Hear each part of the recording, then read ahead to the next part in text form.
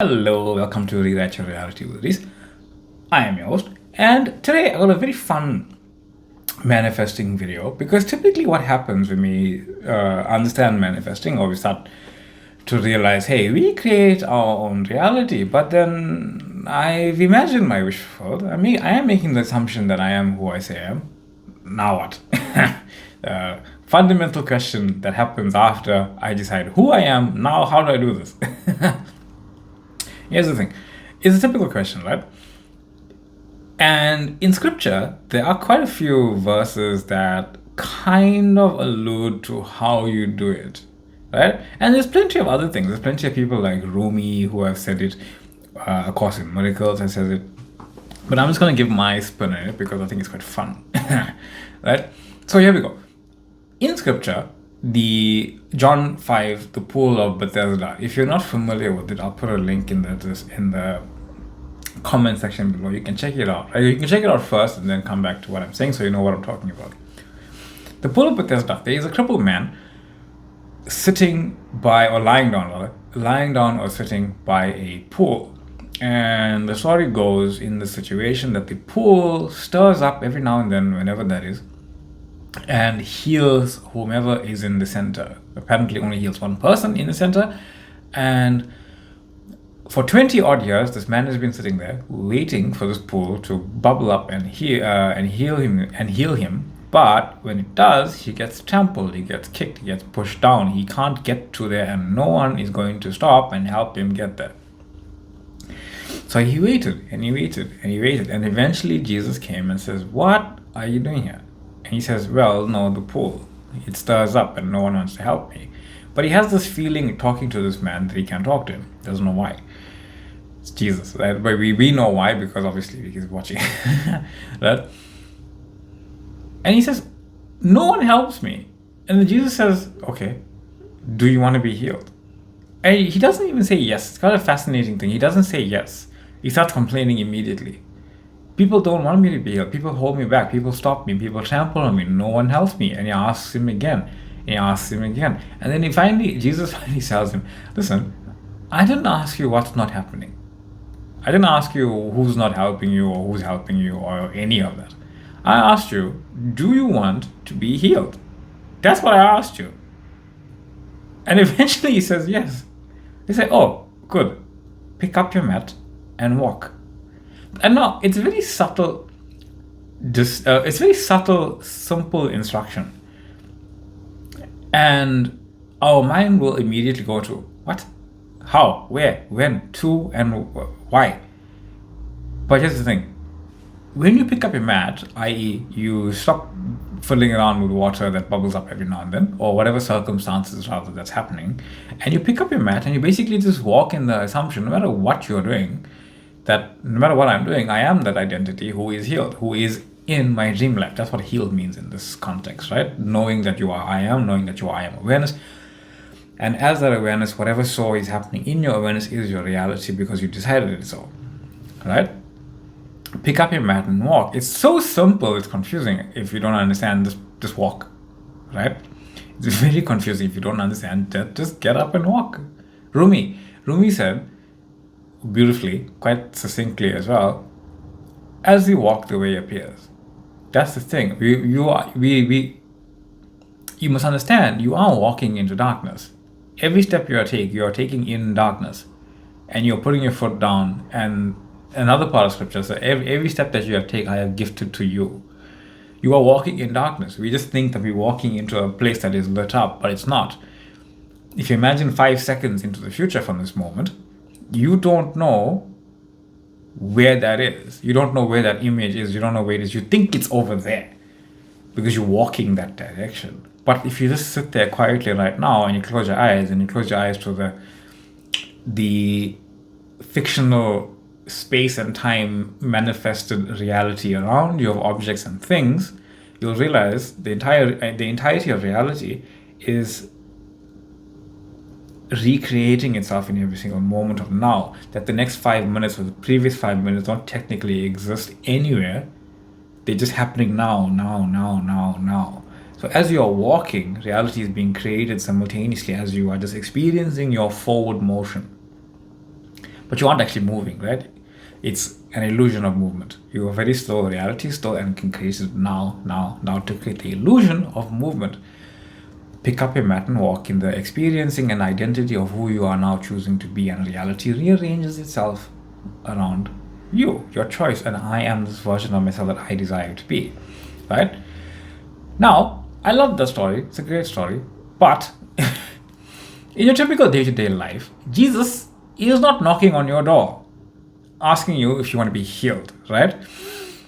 It's a fun story, but if it was Jesus saying, "Hey, do you want to be healed?" You would think to yourself, "Yeah, I would say yes. It's Jesus, obviously, right?" You can just see the guy is on another level. Like Jonathan Rumi, I think it's playing a perfectly apt Jesus there. So I was watching Stranger Things. If you're not familiar with the show, I'll put a link to the scene I'm going to refer to of walking in your wish fulfilled.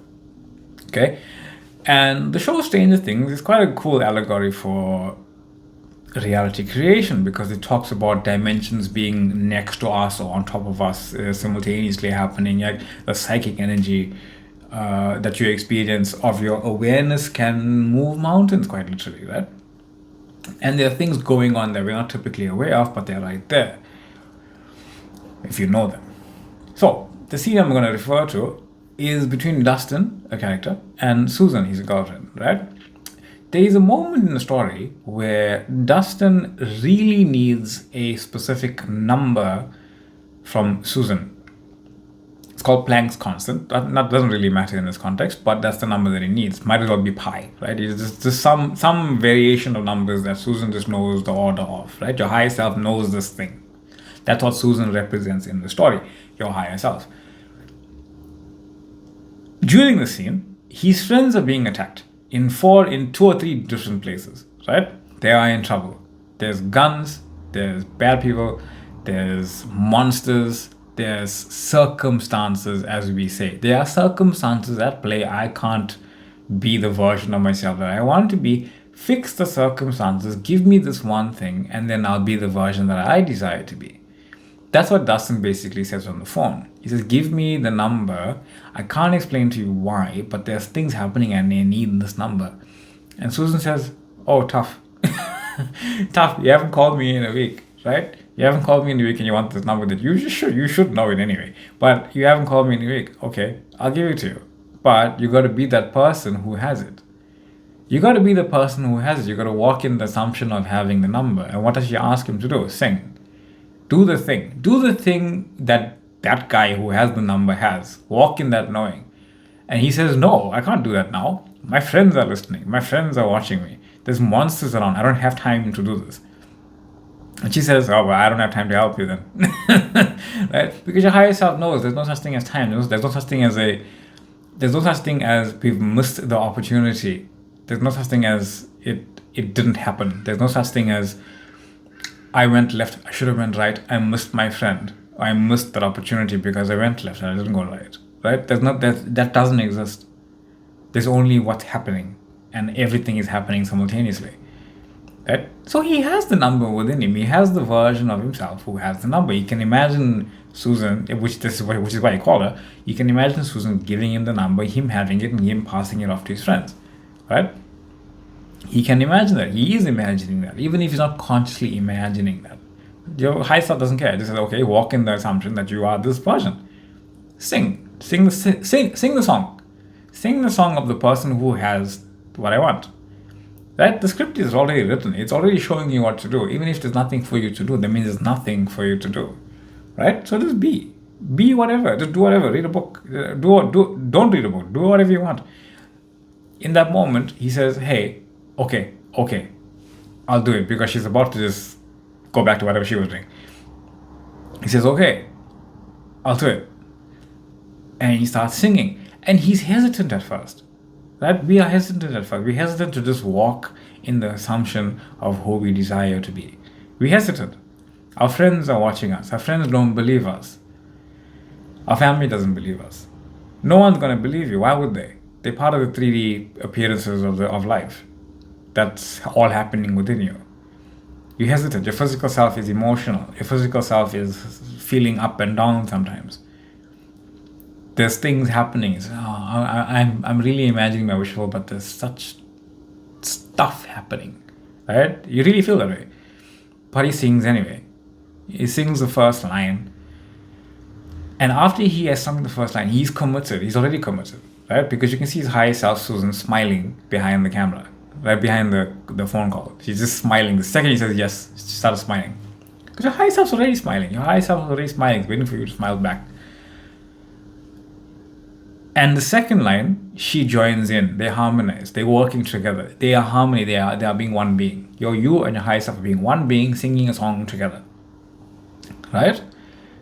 They start singing. And you see Dustin in the most perfect portrayal of this idea. Lock in, shift himself, put the mic as if the only thing that's happening in the world is him singing. Not his friends being chased. I love this scene. Not his friends being chased. Not his friends stuck in a vault somewhere. Nothing. Nothing else is happening in this man's awareness of who he is. Except I am that guy singing the song to my girlfriend. That's it. That's who you are. I am that person walking in my wish fulfilled. Nothing else is happening. Just that. And you really see him lock in. You watch his face. Watch this scene as I in the way that I'm speaking about it. He locks in. He's 100% committed as that guy. He doesn't know he's getting the number. He has no idea. He's just locked in. Doesn't know if it's right. He's locked in. And they harmonize and they sing, and he's just going for it, right? He's actually going harder than how he started, because he's now saying, it's fun being this guy. I don't care if I have the number. It's actually fun being the version of myself that I desire to be, right? He's locked in. And then everyone's staring at him. He's like, he's crazy. We're all gonna die. Because the 3D circumstances, they just be whatever they are being, right? And he's done. And she effortlessly gives him the number like it was nothing, right? Absolutely thrilled. That's how this works. You just walk in that knowing, and I just say, this is my preference. This version of myself is my preference. I don't even have the number yet, but that version of me that has the number, that's my desired end. I'm walking in this knowing that I am that version, and I'm not going to have fun doing so. So your higher self might not come to you as Jesus in white robes at your bedside. It might come as a little girl in pigtails, wearing glasses, demanding a song. No idea, right? It might come with a mischievous grin, knowing the moment you commit, everything else will unfold. It might tease you, test you, push you, right? Because reality will not smile or sing or walk alongside you until you do. But it's all because it's always doing what you do. Because it is you, right? So when you walk in that assumption, the monsters, the bad guys with guns, the fear, they become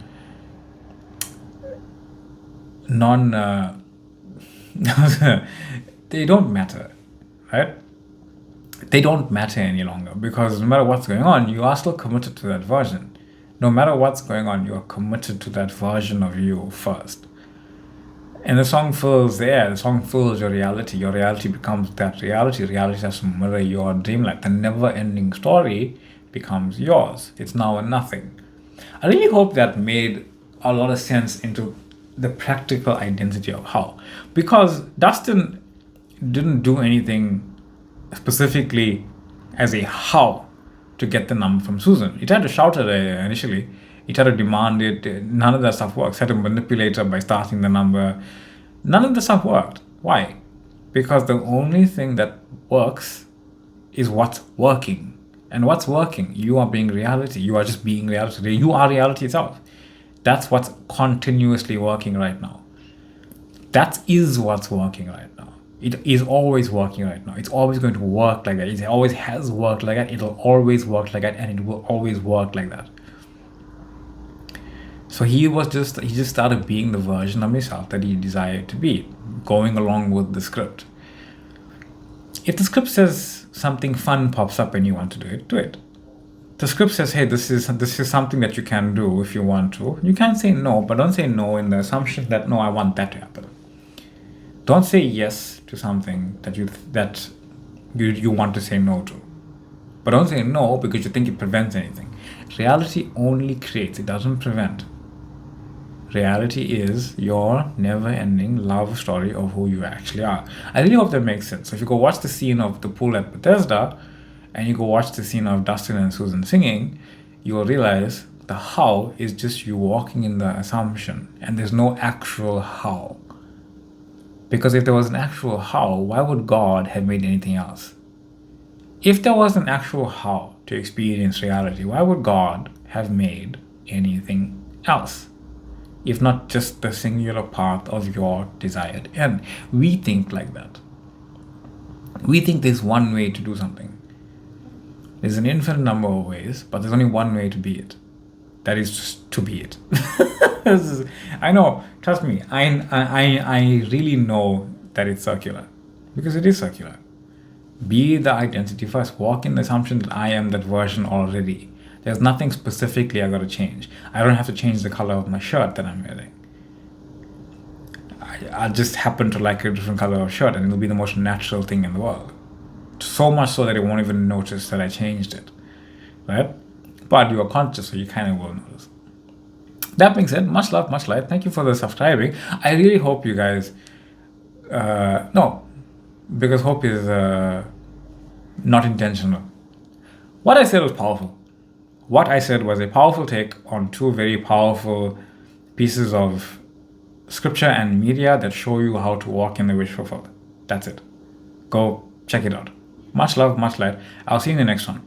Thank you for the commenting. Thank you for the subscribing. Thank you for the sharing. Thank you for the joining of my Facebook group. Truly. Thank you for the joining of my TikTok page as well, where different forms of this content is there. There's the Instagram page also up as well, where you can check things and you can join and follow, and we'll see how that unfolds together, right? That being said, email me if you want to get a hold of me and talk about a personal thing if you want. Description is in the description box below. That being said, much love, much light, and I will see you on the next one. Bye.